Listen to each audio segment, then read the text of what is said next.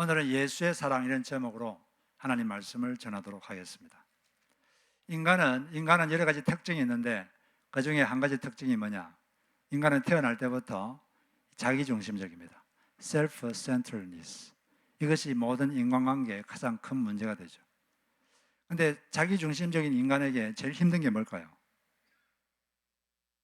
제일 힘든 게 사랑하라 이런 말이 제일 힘듭니다. 사랑이란 건 타인 중심으로 돌아가는 거거든요. 원래 태어나기를 자기중심적이고 셀피시한데 남을 돌보라, 남 중심으로 살라 이러니까 얼마나 힘들어요. 저도 사랑을 잘 못하는데 계속 여러분에게 사랑하라 이렇게 말하는 게 너무 고통스럽습니다. 그렇지만 하나님이 이렇게 말씀이 있기 때문에 설교하는 저를 이해를 해 주시기를 바랍니다. 자꾸 말하다 보면 저도 잘 할 수 있겠죠. 이 호세아서를 보면 하나님께서 아주 안타깝게 계시는 게 뭐냐? 이 사람들의 사랑이 너무 쉽게 식어져 버린다는 것입니다. 하나님에 대한 사랑과 사람에 대한 사랑이 너무 쉽게 식어져 버려요. 그래서 이렇게 말씀하십니다. 너희들의 사랑은 쉽게 사라지는 이슬이나 아침 구름 같구나. 이렇게 탄식하셨습니다. 그러면서 하나님께서 인간에게 바라는 게 뭐냐? 말씀하시기를 내가 너희들이 바라는 것은 사랑이다. 사랑하는 마음. 나는 그것을 바란다. 여러 가지 종교 행위를 하는 것보다 그걸 더 바란다는 거예요. 그렇다고 해서 종교 행위가 중요하지 않은 게 아닙니다. 예배 드리고 제사 드리고 이게 중요하죠.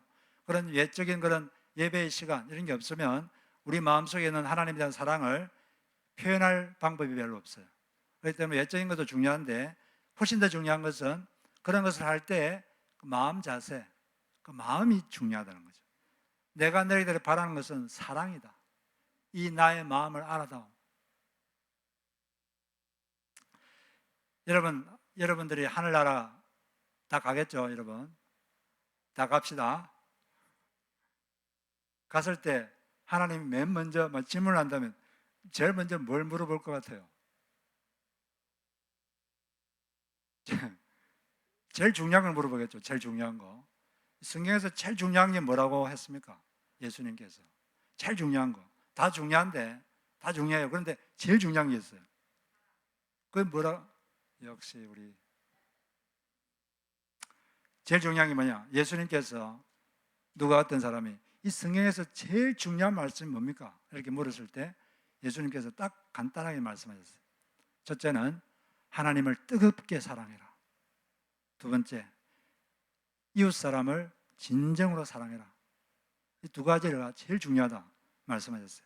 그러니까 이걸 물어보겠죠. 하늘나라 가면. 처음에 하늘나라 갔는데 예수님께서 너 돈 얼마나 벌었어? 이렇게 물어보겠어요? 그게 아니라 너가 번 돈으로 얼마나 하나님을 사랑했느냐? 너가 번 돈으로 그 돈을 사용해서 너가 얼마나 옆에 사람을 사랑했느냐? 이걸 물어보겠죠. 내가 얼마나 업적을 많이 남겼느냐? 그걸 물어보는 게 아니라 너가 그 업적을 이루는 과정에서 그 이룬 업적을 가지고 얼마나 너는 그걸 도구로 삼아서 하나님을 사랑했느냐? 그걸 도구로 삼아서 얼마나 사람을 사랑했느냐? 그걸 물어볼 것입니다. 근데 그래서 믿음, 소망, 사랑 이 세 가지는 항상 있지만 그 중에 제일 중요한 것이 사랑이다. 이렇게 말씀하셨어요. 근데 현대인들의 사고는 행위 중심입니다. 퍼포먼스 중심이에요. 그 사람이 평소에 엉망으로 살아도 퍼포먼스가 좋으면 상대방을 갇히게 여깁니다. 개차반을 살아도 가수가 앞에 나와가지고 공연을 아주 멋있게 잘하면 아주 사람들이 추앙합니다. 외적으로 보이는 행위 중심이기 때문에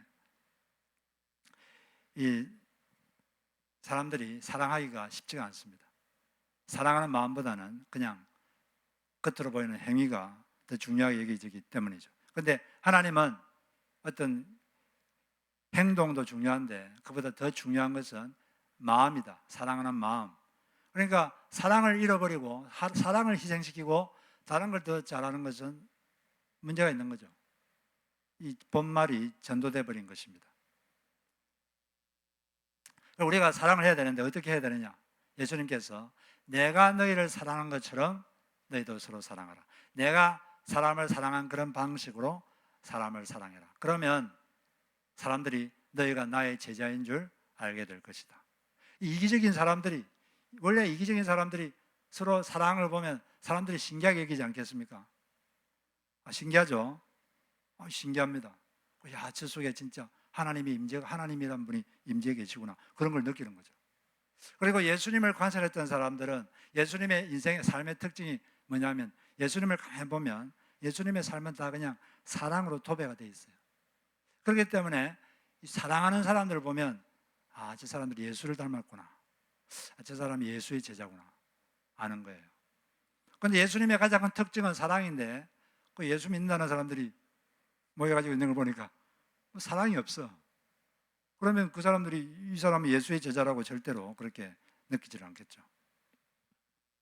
그래서 우리가 예수님이 사랑했던 방식으로 사랑해야 되는데, 예수님이 어떻게 사랑했느냐, 그걸 알 수 있는 방법이 여러 가지 있지만 그 중에 하나가, 예수님이 그 십자가에 못 박혔을 때 7가지 말씀하셨는데, 그 중에 그 말씀들을 잘 분석해 보면 예수님의 사랑이 어땠는가 알 수가 있습니다. 그 중에 하나, 그 한 말씀을 가지고 오늘 좀 살펴보겠습니다.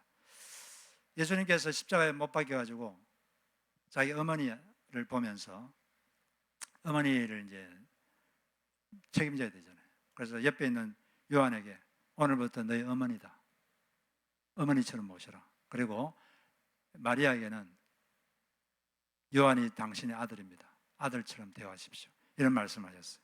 이 말씀 속에서 우리는 하나님의 사랑이 어떤지, 예수님의 사랑이 어떤지 한번 알아보도록 하겠습니다. 먼저 첫째는 자신도 고통 속에 있음에도 불구하고 남을 돌보는 사랑, 그게 예수님의 사랑입니다. 자신도 고통스러우면서도 남을 돌보는 사랑. 한번 따라해 보겠습니다. 자신도 고통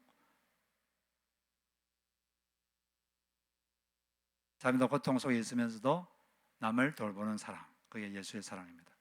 지금 예수님이 이런 말을 할 때 어떤 상태입니까? 십자가에 못 박힌 상태예요. 십자가에 못 박히려면 먼저 채찍으로 39대를 맞습니다.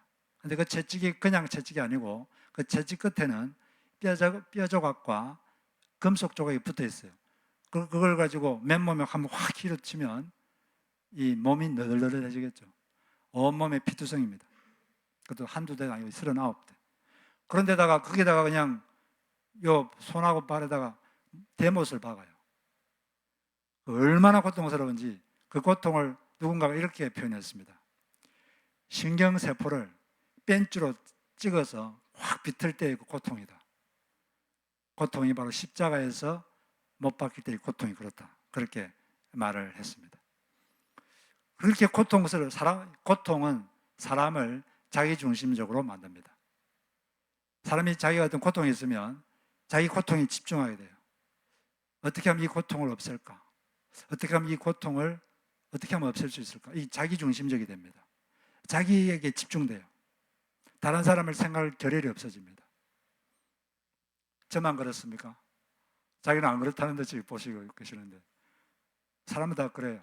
고통은 이기적으로 만들어요. 고통은 자기중심적으로 만드는 것입니다. 왜 이 고통이 왔을까? 이걸 어떻게 없앨 수 있을까? 그런데 그런 상태에서 남을 생각하기가 쉽지가 않습니다. 남을 돌보는 게 어려워요. 그런데 예수님께서는 그렇게 고통스러우면서도 남을 돌보셨습니다. 자기 어머니, 예수님이 효자셨거든요. 걱정되지 않겠습니까? 자기가 장남인데 자기가 죽으면, 그 당시 학자들이 말하기를 마리아의 남편 요셉은 그때 성경에 없는 거 보니까 아마 돌아가셨을 것이다, 이렇게 추측을 합니다. 그 남편도 없이 자기가 죽으면 어떻게 해야 되나 걱정이 되는 거죠. 그 걱정돼서 이제 자기 제자에게 맡기신 거예요. 여러분, 그 마리아의 마음이 얼마나 고통스럽겠습니까? 자기 아들이, 물론 좋은 뜻으로 그러지만 자기 아들이 자기 눈앞에서 고문당하고 그 죽은 걸 보면 그 이 어미의 마음이 얼마나 고통스러울까요? 그래서 평소에 마리아는 또 예수님 때문에 되게 고통을 많이 받았어요. 예수님의 삶은 살아있을 때 남에게 비난을 많이 받았습니다. 특히 종교 지도자들로부터 엄청난 비난을 받았어요. 여러분, 자식이 남들한테 비난받으면 여러분 기분이 어떨 것 같아요? 아주 고통스럽죠. 그걸 시몬이 미리 이렇게 예언했어요. 마리아, 너의 마음은 칼로 찌르듯 할 것이다. 그런 고통을 많이 받은 여인입니다. 그런 여인인 어머니를 생각할 때 얼마나 마음이 아프겠어요. 그래서 그 어머니를 제자 요한에게 이렇게 맡긴 것입니다. 그런 고통 속에서도 남을 챙긴 거죠. 자기 코가 석자인데 다른 사람을 챙긴 것이죠. 예수님의 사랑은 그런 사랑입니다. 자신도 여전히 고통스러운데도 그런데도 남을 돌보는 사랑, 그것이 예수님의 사랑인 줄로 믿습니다. 그렇기 때문에 지금도 예수님은 지금은 고통 속에 있지 않죠. 그렇지만 그 예수께서는 지금 고통 속에 있는 사람들을 돌보고 있는 것입니다. 여러분이 어떤 고통 속에 있을 때 십자가에서 자기 다 고통스러우면서도 다른 사람의 고통을 생각하신 그 예수께서 여러분을 돌보고 있다는 것을 꼭 기억하시기를 바랍니다. 그래서 베드로는 이렇게 말했죠. 너의 염려를 다 주님께 맡겨버리라. 그 이유는 그가 너를 돌보고 계시기 때문이다. 할렐루야.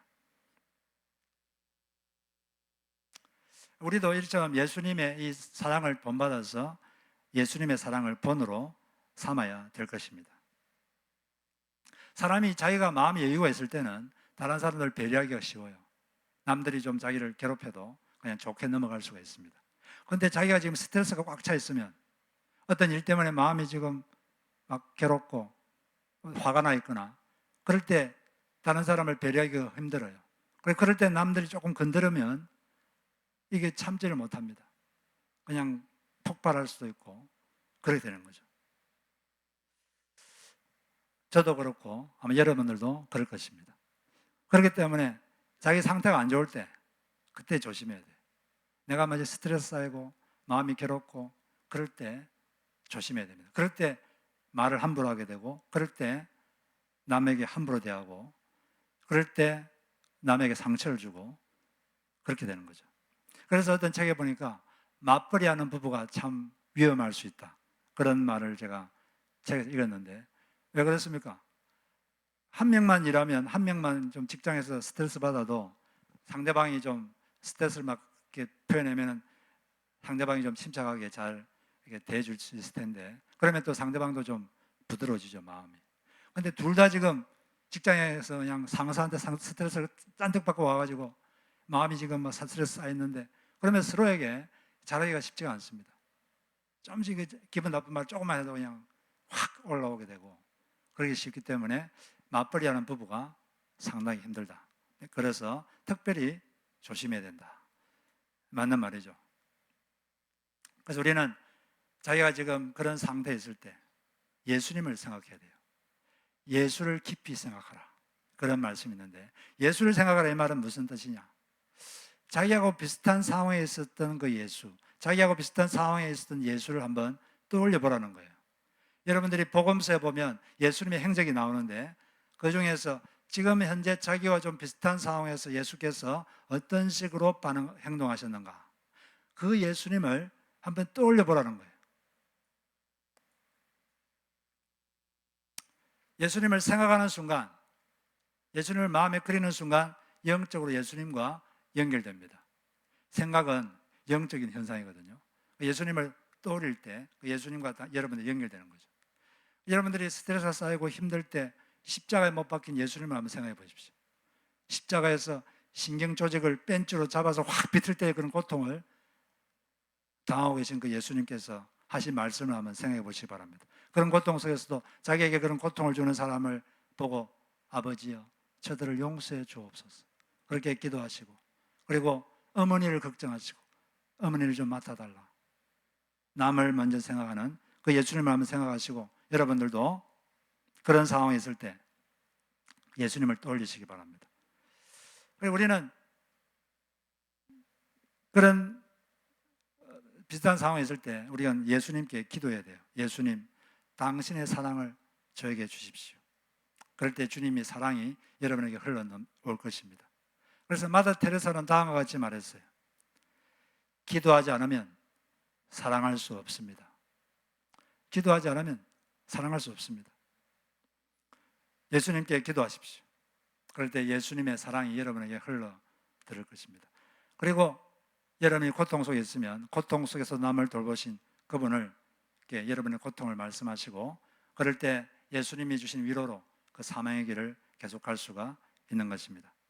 어떤 분은 가난 말기에 선고를 받았어요. 어떤 사모님인데 그 3개월밖에 못 산다. 그랬을 때 이분은 그때부터 자기 주변에 병든 사람들을 찾아다녔습니다. 자기 주변에 병든 사람들을 찾아가서 위로해주고 신방해주고 같이 기도하고 같이 예배드려주고, 자기도 아프잖아요. 그것도 말기 암인데 자기도 아프지만 자기와 같은 고통을 가진 사람을 돌보기 시작했어요. 그리고 성경에서 몸 치유에 대한 약속 구절이 있거든요. 그런 구절을 뽑아내가지고 그걸 카드에 적어가지고 매일 그 말씀을 크게 큰 소리로 선포했습니다. 우리 벽에도 막 붙여주고, 몸 치유, 이게 하나님의 약속이다, 이렇게 된다, 이렇게 계속 살았을 때 3개월이 아니라 20년을 더 살았어요.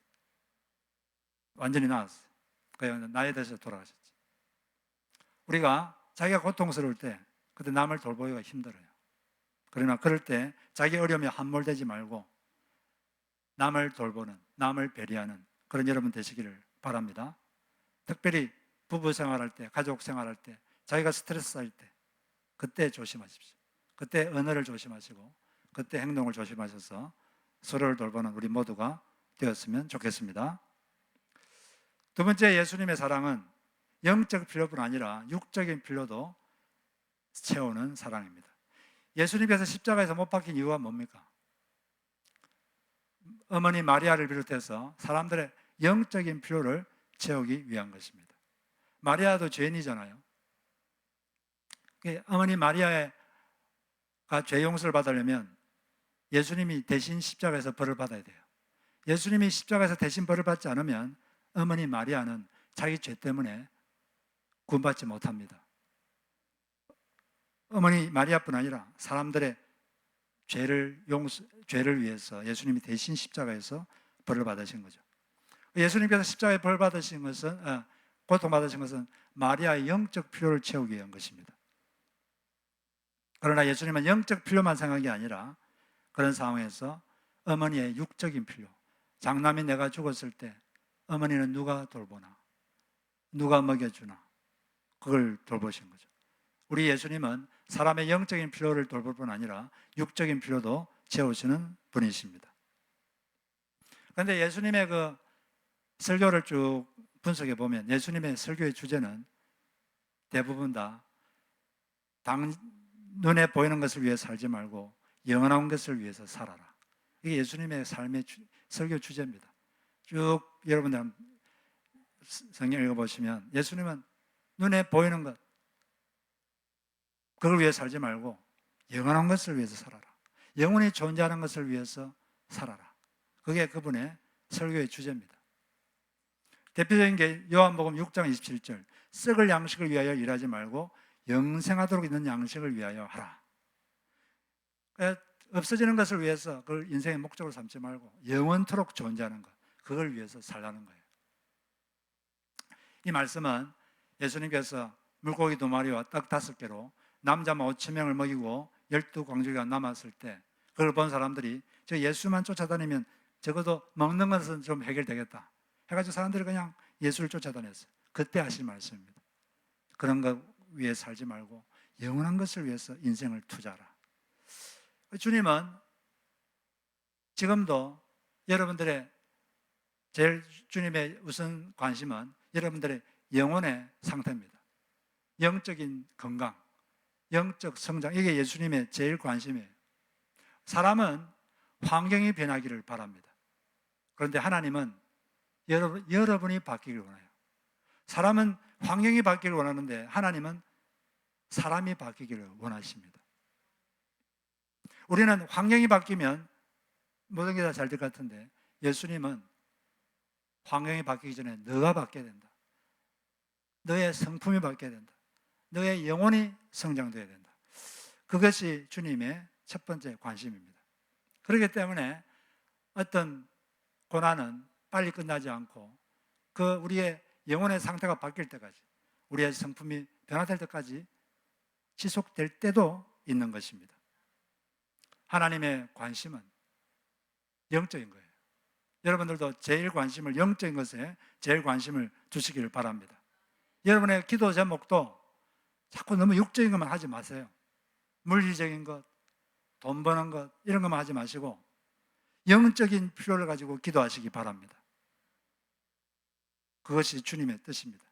그런데 주님은 영적인 필요가 주님의 제일 관심이지만 육적인 필요를 무시하지 않습니다. 주님은 사람이 몸을 잃고 사는 사람이 생존하는 게 얼마나 힘든지 잘 알고 있습니다. 생존하는 게 쉽다라고 생각하는 사람은 인생을 모르는 사람이에요. 주님은 몸을 잃고 사셨기 때문에 인간이 이렇게 먹고 사는 게 얼마나 힘든지 잘 알고 있습니다. 그래서 이런 문제에 관심이 많습니다. 그래서 주님은 병든 사람들 병을 고쳐주셨고 굶주린 사람에게 먹을 것을 주셨습니다. 우리는 예수님이 하신 이 말씀을, 약속을 우리는 기억해야 돼요. 그러므로 염려하여 이르기를 무엇을 먹을까, 무엇을 마실까, 무엇을 별까 하지 말라. 이는 다 이방인들이 구하는 것이라. 너희 하늘 아버지께서 이 모든 것이 너희에게 있어야 할 줄 아시느니라. 그런즉 너희는 먼저 그의 나라와 그의 의를 구하라. 그리하면 이 모든 것을 너희에게 더하시리라. 이 약속을 믿어야 됩니다. 먼저 하나님의 나라를, 일을 먼저 구하고 하나님이 어렵다고 하는 것, 그걸 먼저 추구하면 나머지 필요한 건 내가 채워주겠다. 이게 주님의 약속이에요. 약속을 믿으시기 바랍니다. 갈보리 체포를 창립하신 척 스미스 목사님이 처음에 교회를 창립한 다음에 너무 빚이 많아졌어요. 빚이 많고 돈은 못 벌고 너무 걱정이 많았습니다. 걱정하고 있는데 갑자기 전화가 한 통화 왔어요. 좀 부유한 친구가 전화를 걸었습니다. 전화를 걸어가지고 자네 빚이 얼마야? 얼마다 그러니까 내가 수표를 보내주겠다. 근데 수표가 아주 큰 액수예요. 빚을 다 갚고도 남는 액수입니다. 그 전화를 끊고 적섬에서 목사님 춤을 췄습니다. 너무 기뻐가지고 막 춤을 췄어요. 춤을 추고 있는데 갑자기 하나님께서 마음에 말을 걸어오셨습니다. 너 왜 춤을 추느냐? 친구가 수표를 보내준다고 약속했습니다. 그래. 그러면 너는 왜 내가 한 약속 때문에 춤을 추지는 않느냐? 여러분, 그분 그때 그 말씀을 듣고 내가 성경에 하나님 약속을 안 믿고 있구나. 그때부터 그분은 성경의 약속을, 성경 말씀을 중심으로 하는 사역을 하게 되었습니다. 하나님의 약속을 믿고 여러분의 필요는 주님께 맡기시고 다른 사람을 돌보는 그 여러분 되시기를 바랍니다. 내가 고통 속에 있더라도 남을 배려하고 다른 사람의 필요를 채우는 여러분 되시기를 바랍니다. 우리가 지금 바자회를 한 것도 그런 사람들의 필요를 채우기 위한 거죠. 우리는 우리 주변에 있는 사람들만 돌보는 게 아니라 해외에도, 사실 해외에 더 가난하고 병든 사람들이 많죠. 그분들을 채우고 우리 교회가 그렇게 하고 있습니다. 그런 사람이 있으면 여러분 추천하시고 우리가 더 그런 걸 돌봐야 되겠습니다. 그리고 세 번째로 우리가 여기서 알 수 있는 건 주님은 영적 가족 사이에 더 깊은 사랑을 기대하신다는 거죠. 영적 가족이란 예수 믿는 사람들 다 말하죠. 예수를 믿으면 하나님이 아버지가 되고 우리는 다 형제 자매가 됩니다. 예수님이 큰 형님이 되시고. 저는 근데 이걸 읽으면서 한 가지 의문이 들었어요. 예수님에게 동생이 있었습니까? 없었습니까? 동생이 있었어요. 남자 동생 4명, 여동생 2명. 물론 아버지는 다르죠. 예수님은 성령께서 마리아 배에 임해서 한 거고 나머지는 요셉하고 해서 생긴 거기 때문에. 근데 형제가 야고보, 요셉, 시몬, 유다 있고 여동생 2명 있는데 그러면 어머니를 상식적으로 생각해서 누구에게 맡겨야 되겠습니까? 여러분 같으면 누구에게 맡기겠어요? 자기 동생에게 맡기지 않겠어요? 자기 육적인 가족에게 맡기는 게 정상 아닙니까? 그런데 예수님은 자기 남동생들에게 맡긴 게 아니라 예수 믿는 동료, 같은 교회 동료에게 어머니를 맡겼어요. 제자 요한에게. 예수님은 육적 가족의 사랑보다 영적 가족의 사랑을 더 신뢰하셨습니다. 여기서 우리는 예수님은 영적 가족의 사랑이 더 깊어져야 된다는 것을 말씀을 해주고 있는 것입니다. 주님은 성령이 임하시면 사람들 속에 그 사랑이 생기는 그 사랑, 영적 가족에 대한 사랑이 육적 가족에 대한 사랑보다 더 커질 것이다. 이걸 아셨습니다. 실제로 성령이 임했을 때 그 초대교회 예루살렘 교회 성도들은 놀라웠어요. 자기 교회 동료의 필요를 채우기 위해서 자기 재산을 팔았습니다. 자기 땅을 팔았어요. 자기 땅을 팔아서 자기 교회 동료의 필요를 채웠습니다. 그게 자기들이 그런 게 아니라 성령이 임하시니까 사랑의 영이 확 충만하니까 그런 사랑이 마음속에 생긴 것이죠. 사랑을 노래한 사도 요한도 그 처음에는 그렇게 사랑이 많은 사람이 아니었습니다. 요한의 별명이 우레의 아들, 천둥의 아들인데, 왜냐하면 어느 날 사마리아를 우리 예수님과 제자들이 통과하는데 사마리아 사람들이 그 일행을 환영하지 않습니다. 그러니까 요한이 욱해가지고 화가 나가지고 예수님, 하늘에서 불을 내려서 저 사람들 다 죽여버릴까요? 그렇도록 성질이 급하고 욱하는 성질이 있던 사람인데 이 사람이 나중에는 뜨거운 사랑의 사람으로 바뀌었습니다. 누가 그렇게 만든 거죠? 바로 예수 믿는 사람에게 임하신 성령께서 그 사람을 사랑의 사람으로 바꾼 것이죠. 주님은 우리 영적 가족의 사랑이 더 깊어지기를 원하십니다. 주님은 육적 가족의 사랑보다 영적 가족의 사랑을 더 신뢰하셨습니다. 그래서 자기 어머니를 누구에게 맡겼습니까? 이 영적 가족에게 맡기신 것이죠. 그렇다고 주님은 이 육적 가족의 사랑이 얼마나 큰지 모르는 게 아닙니다. 육적 가족의 사랑이 얼마나 큰지 잘 알고 있어요.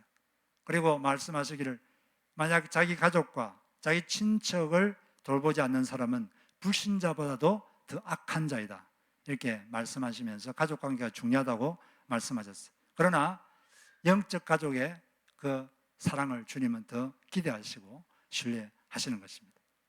주님께서 한번 말씀하셨죠. 하늘에 있는 내 아버지의 뜻대로 하는 사람이 진짜 내 어머니고 형제요 자매다. 새로운 가족 개념을 말씀하셨습니다. 우리는 다 예수 믿으면 아버지가 한 분이기 때문에 다 같은 가족이에요. 옆에 분에게 당신은 내 가족입니다. 말해주세요. 네. 정말 가족처럼 여러분 사랑하시기 바랍니다. 그게 주님이 여러분에게 기대하시는 사랑의 크기입니다. 할렐루야. 그러면 어느 정도로 신약 성도 성도들이 주의 형제 자매에 대해서 사랑을 원하시느냐? 그 수준을 한번 보겠습니다. 요한일서 3장 16절. 예수가 우리를 위하여 목숨을 버리셨으니 우리가 이로써 사랑을 알고 우리도 형제들을 위하여 목숨을 버리는 것이 마땅하니라. 형제 자매를 위해서 목숨을 버리는 것이 마땅하다. 예, 이걸 들으면 부끄럽죠. 그렇지만 그러지 못하는 걸 보고 그냥 당연하게 생각해서는 안 되겠고 내가 형제 자매에 대한 사랑의 수준을 좀 더 높여야 되겠구나. 이렇게 우리가 생각하고 기도하고 애를 쓰는 우리가 되어야 될 줄로 믿습니다. 신약 시대 성도들에게 주신 하나님의 계명은 두 가지예요. 요한일서 3장 23절. 그의 계명은 이것이니 곧 그 아들 예수 그리스도 이름을 믿고, 두 번째, 그가 우리에게 주신 계명대로 서로 사랑할 것이니라. 그의 계명을 지키는 자는 주 안에 거하고 주는 그의 안에 거하시느니라. 우리가 주님의 계명처럼 서로 사랑할 때 예수님과 우리는 더 영적으로 연합으로 깊어집니다. 그가 내 안에, 내가 그 안에 있는 것처럼 깊은 연합을 이루게 되는 거예요. 이런 연합을 이루려면 우리가 더 주변의 형제 자매를 더 사랑해야 되는 것입니다. 교회 형제 자매에 대한 사랑이 더 끈끈해지고 더 깊어지기를 주의 이름으로 축복합니다. 예수님의 사랑은 자신이 고통 속에 있으면서도 남을 돌보는 사랑입니다. 예수님의 사랑은 영적 필요도 중요하지만 육적 필요도 채우는 것이 예수님의 사랑입니다. 예수님은 영적 가족의 사랑의 깊이가 더 깊어지기를 원하십니다. 그것을 기대하고 있습니다. 그런 사랑을 실천하셔서 주님과 더 깊은 영적 연합을 이루시는 여러분 되시기를 주의 이름으로 축복합니다. 우리 같이